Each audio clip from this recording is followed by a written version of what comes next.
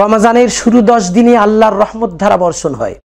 মাঝের 10 দিনে আল্লাহ তার বান্দাদেরকে মাগফিরাত করে দেন, আর শেষের 10 দিনে আল্লাহ রাব্বুল আলামিন বান্দাদেরকে জাহান্নাম থেকে মুক্তি দেন। সুবহানাল্লাহ। নাহমাদুহু ওয়া নুসাল্লি আলা রাসূলিহিল কারীম, আম্মা বা'দ। সুধী দর্শকবৃন্দ, দেশে প্রবাসে যে যেখানে আছেন, আপনাদের সকলকে আমার পক্ষ থেকে সালাম। আসসালামু আলাইকুম রাহমাতুল্লাহি ওয়া বারাকাতুহু। একবার শাবান মাসের শেষ দিনে অর্থাৎ রমজানের আগের দিন রাসূলুল্লাহ সাল্লাল্লাহু আলাইহি ওয়াসাল্লাম সাহাবাদের সম্মুখে রমজানের ফজিলত সম্পর্কে একটি গুরুত্বপূর্ণ ভাষণ দিয়েছিলেন। আজ আমরা সেই ভাষণটি সম্পর্কে আলোচনা করছি। মিশকাত শরীফে 173 নম্বর পৃষ্ঠায় হাদিস বর্ণিত আছে। মিশকাতুল মাসাবিহের হাদিস নম্বর 1965। আন সালমান আল ফারিসি রাদিয়াল্লাহু আনহু আন্নাহু ক্বাল, সালমান ফারসি রাদিয়াল্লাহু তাআলা আনহু থেকে বর্ণিত, তিনি বলেছেন, খতাবানা রাসূলুল্লাহ সাল্লাল্লাহু আলাইহি ওয়াসাল্লাম ফি আখিরি ইয়াউমিন মিন শাবান। একবার শাবান মাসের শেষ দিনে অর্থাৎ রমজান মাসের আগের দিনে রাসূলুল্লাহ সাল্লাল্লাহু আলাইহি ওয়াসাল্লাম আমাদের সামনে ভাষণ প্রদান করেছিলেন। সেদিন তিনি রমজান মাসের ফজিলত সম্পর্কে সাহাবাদের সম্মুখে খুবই গুরুত্বপূর্ণ একটি ঐতিহাসিক ভাষণ দিয়েছিলেন। ফাকালা, তিনি সে ভাষণে বলেছিলেন, ইয়া আইয়ুহান নাস, হে মানব সকল, কদ আযাল্লাকুম শাহরুন আযীম, শাহরুন মুবারাক, তোমাদের সামনে এসে গেছে একটি মহান মাস, একটি বরকতপূর্ণ মাস। এখানে রাসূলুল্লাহ সাল্লাল্লাহু আলাইহি ওয়াসাল্লাম রমজান মাসকে বলেছেন শাহরুন আযীমুন, মহান মাস, শাহরুন মুবারাক, বড় বরকতপূর্ণ মাস। অতএব আল্লাহ রাব্বুল আলামিন এই রমজান মাসে যে বরকত রেখেছেন, বাদ বাকি 11টি মাসে এসে খায়ের বরকত রাখেননি।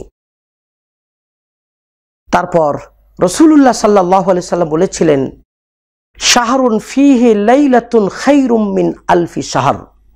রমজান এমন একটি মাস, যে মাসে এমন একটি রজনী আছে, যে রজনীটি 1000 মাস থেকেও উত্তম।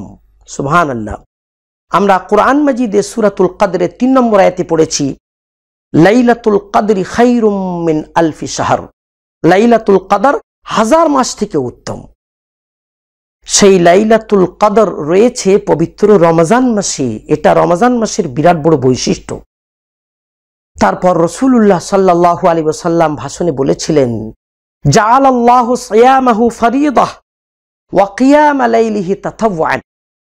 আল্লাহ রাব্বুল আলামিন এই রমজান মাসে দিনের বেলা রোজা রাখাকে ফরজ করে দিয়েছেন, আর রাতের বেলা তারাবি নামাজ পড়াকে সুন্নত করে দিয়েছেন। মনে রাখা দরকার, রমজান মাসের প্রধান আমল হলো এই দুটি, দিনের বেলা রোজা রাখা, রাতের বেলা তারাবি নামাজ পড়া। আল্লাহ রাব্বুল আলামিন আমাদের সকলকে রমজান মাসে বিশেষ করে এই দুটি আমল করার তৌফিক এনায়েত করুন। সেদিন ভাষণে রাসূলুল্লাহ সাল্লাল্লাহু আলাইহি ওয়াসাল্লাম এও বলেছিলেন, মান তাকাররাবা ফীহি বিখসলাতিন মিনাল খায়র কানা কামান আদ্দা ফরিদাতান ফিমা সিওয়াহু।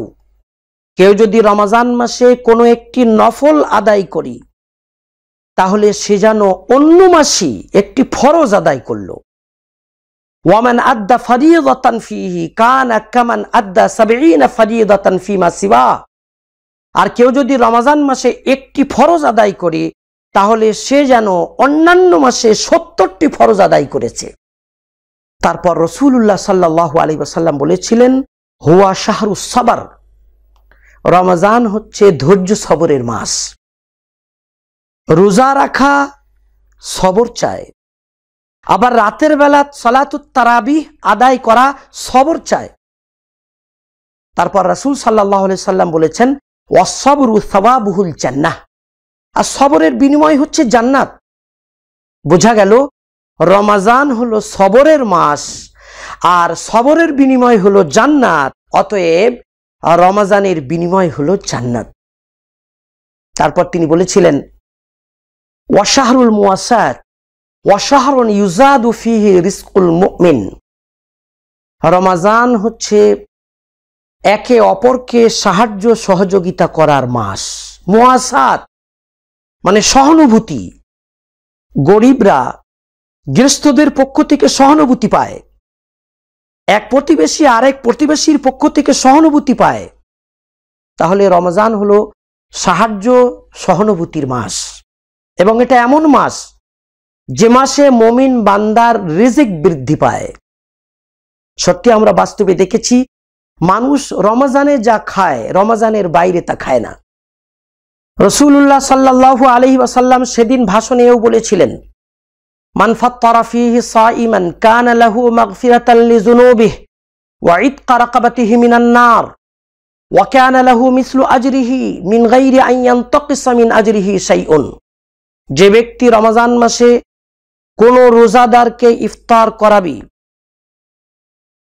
এই ইফতার করানোর বরকতে তার জীবনের সমস্ত গুনাহ খাতা মাফ হয়ে যাবে এবং সে জাহান্নাম থেকে মুক্তি পেয়ে যাবে। আর রোজাদারের রোজা রাখার কারণে যতটা সওয়াব মিলেছে, যে ব্যক্তি ইফতার করাবে তারও ততটা সওয়াব মিলে যাবে, অথচ রোজাদারের সওয়াবে কোনো রকম ঘাটতি হবে না। এটা কোন রোজাদারকে ইফতার করানোর বিরাট বড় ফজিলত। সালমান ফারসি রাদিয়াল্লাহু তাআলা আনহু বলেছেন, কুলনা ইয়া রাসূলুল্লাহ, আমরা সেদিন বলেছিলাম আল্লাহর রাসূল, লাইসা কুল্লুনা নাজিদু মা নুফাত্তিরু বিহি সাইম। আমাদের প্রত্যেকের বাড়িতে তো এতটা খাওয়া দাওয়ার ইন্তজাম থাকে না যা দ্বারা আমরা কোনো রোজাদারের ইফতার করাতে পারি। তাহলে আমরা কিভাবে এই ফজিলত হাসিল করতে পারবো? ফাকালা রাসূলুল্লাহ সাল্লাল্লাহু আলাইহি ওয়াসাল্লাম, জবাবে আল্লাহ রাসূল সাল্লাল্লাহু আলাইহি ওয়াসাল্লাম বলেছিলেন, ইউতিল্লাহু হাদা সওয়াব মান ফাত্তারা সাইমান আলা মাজকাতি লাবানিন আও তামরাতিন আও শারবাতিন মিন মা। আল্লাহ রাব্বুল আলামিন কোন রোজাদারকে ইফতার করানোর সওয়াব দান করেন প্রত্যেক এমন ব্যক্তিকে, যে ব্যক্তি কাউকে ইফতার করালো সামান্য দুধ মিশ্রিত পানি দ্বারা, কিংবা একটি খেজুর দ্বারা, কিংবা শুধু এক ঢোক পানি দ্বারা কাউকে যদি কেউ ইফতার করায় তবুও সে ফজিলত পেয়ে যাবে। সুবহানাল্লাহ। আল্লাহ রাব্বুল আলামিনের দরবার কতই না প্রশস্ত। সুবহানাল্লাহি ওয়া বিহামদিহি। রাসূলুল্লাহ সাল্লাল্লাহু আলাইহি ওয়াসাল্লাম সেদিন ভাষণে এও বলেছিলেন, ওয়ামান আশবা'a সাইমান সাকাহুল্লাহু মিন হাউজি শারবাতান লা ইয়াজমাউ হাত্তা ইয়াদখুলাল জান্নাহ। যে ব্যক্তি রমজান মাসে কোন রোজাদারকে পেট ভরে খেতে দেবে, আল্লাহ তাআলা তাকে আমার হাউজে কাউসার থেকে এমন শরবত পান করার সুযোগ দেবেন, যেটা পান করার পর জান্নাতে প্রবেশ করা পর্যন্ত আর কখনোই পিপাসা লাগবে না। সুবহানাল্লাহ। আমরা সূরা তাহার 119 নম্বর আয়াতে পড়েছি, আল্লাহ রাব্বুল আলামিন বলেছেন, ওয়া আন্নাকা লা তাজমাউ ফিহা ওয়া লা তাদহা। জান্নাতে কোনো পিপাসা লাগবে না। তাহলে হাউদে কাউসারের পানি পান করার পর জান্নাতে যাওয়া পর্যন্ত পিপাসা লাগবে না, আর জান্নাতে যাওয়ার পরও কোনো পিপাসা লাগবে না। বোঝা গেল হাউদে কাউসারের পানি পান করার পরে কোনো মানুষ আর কোনো দিন পিপাসা অনুভব করবে না। কোন রোজাদারকে পেট ভরে খাওয়ালে হাউদে কাউসারের পানি নসিব হবে। এটা বিরাট বড় ফজিলত। রাসূল সাল্লাল্লাহু আলাইহি ওয়াসাল্লাম হাদিসের শেষাংশে বলেছেন, ওয়া শাহরুন আউয়ালুহু রাহমাহ ওয়া আওসাতুহু মাগফিরা ওয়া আখিরুহু ইতকুম মিনান নার। রমজান এমন মাস যে মাসের প্রথম 10 দিনে আল্লাহর রহমত ধারা বর্ষণ হয়, আর মাঝের 10 দিনে আল্লাহর পক্ষ থেকে মাগফিরাত আর মাগফিরাত চলতে থাকে, আর শেষের 10 দিনে আল্লাহ তার বান্দাদেরকে জাহান্নাম থেকে আজাদ করে দেন। সুবহানাল্লাহ। একদম শেষে রাসূল সাল্লাল্লাহু আলাইহি ওয়াসাল্লাম বলেছিলেন, মান খাফফাফা আন মামলুকিহি ফিহি গফারাল্লাহু লাহু ওয়া আ'তাকাহু মিনান নার। এই রমজান মাসে যে ব্যক্তি নিজের অধীনস্থদের কাজ হালকা করে দেবে, আল্লাহ রাব্বুল আলামিন তাকে মাফ করে দেবেন এবং তাকে জাহান্নাম থেকে আজাদ করে দেবেন। সুবহানাল্লাহ। রমজানের ফজিলত সম্পর্কে এটা রাসূলুল্লাহ সাল্লাল্লাহু আলাইহি ওয়াসাল্লামের ঐতিহাসিক ভাষণ। এই হাদিসটি বর্ণিত আছে মিশকাত শরীফে 173 নম্বর পৃষ্ঠায়। মিশকাতুল মাসাবিহের এটি 1965 নম্বর হাদিস। মিশকাতের লেখক এই হাদিসটি বর্ণনা করেছেন ইমাম বাইহাকি রাহিমাহুল্লাহর শুআবুল ঈমান নামক কিতাবের উদ্ধৃতি দিয়ে। এটা শুআবুল ঈমানের 3608 নম্বর হাদিস। ইমাম ইবনে খুজাইমা সহিহ ইবনে খুজাইমার মধ্যেও এই হাদিসটি বর্ণনা করেছেন। তবে এই হাদিসের সমস্ত সনদে আলী ইবনু যায়েদ ইবনে জুদআন নামে একজন রাবী আছেন, যিনি এক শ্রেণীর মুহাদ্দিসিনদের মতে যঈফ। তবে ইমাম তিরমিজি রাহিমাহুল্লাহ আলী ইবনু যায়েদ ইবনে জুদআনের হাদিসকে সুনানে তিরমিজিতে হাসান সহিহ বলেছেন। এজন্যই ইমাম মুনজিরি রাহিমাহুল্লাহ আত-তারগীব ওয়াত তারহিব নামক কিতাবে এই হাদিসটিকে আন সালমানা শব্দে বর্ণনা করেছেন। আর ইমাম মুনজিরি রাহিমাহুল্লাহ আন শব্দ দিয়ে কোনো হাদিস যদি বর্ণনা করেন আত-তারগীব ওয়াত তারহিব কিতাবে, তাহলে সেটা তার মতে অবশ্যই গ্রহণযোগ্য। অনুরূপভাবে ইমাম ইবনে হাজার মাক্কি রাহিমাহুল্লাহ এই হাদিসটিকে হাসান পর্যায়ের সহিহ বলে মেনেছেন। অতএব এই ধরনের হাদিস, বিশেষ করে ফজিলতের অধ্যায়ে, সমস্ত মুহাদ্দিসদের ঐক্যমতে আমলযোগ্য। দোয়া করি আল্লাহ রাব্বুল আলামিন আমাদের সকলকে এই হাদিসের প্রতিটি কথার উপর আমল করার তৌফিক ইনায়েত করুন।